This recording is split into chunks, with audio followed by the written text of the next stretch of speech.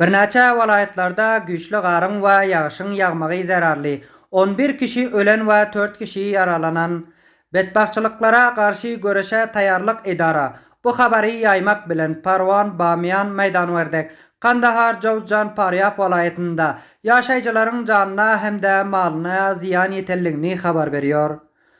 Bu ýagdaýyň iziýany Umumy Paýdalar Wezirligi käbir mühim şaýollaryň ýapylandygyny habar beripdir. Merkezi demirgazygy arasyndaky hayaty ýollaryň biri bolan Salaň şaýoly güýçli gar we dowamly topan sebäpli wagtlança ýapylypdyr.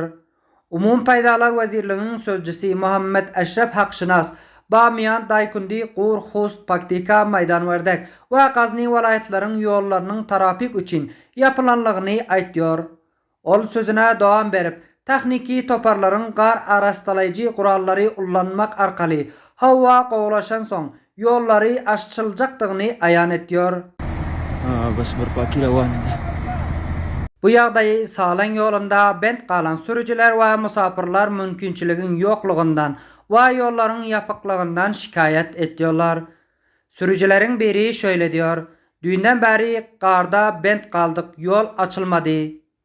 Maýdanwerdek welaýatynyň ilaty hem hökümetden uluswallyklarynyň we obalaryň ýollaryny açmak babatda çalt hereket girilmegini isleýärler.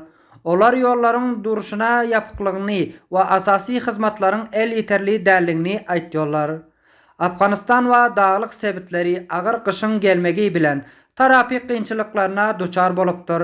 Ýollaryň ýapylmagy diňe gedim gelim kynçylyklary döretmen eýsem yerli iqtisadi we kömek ýetirme işlerine hem yaramaz täsir taşlapdyr. T24 telewizyony Abdurrahim Kerimi.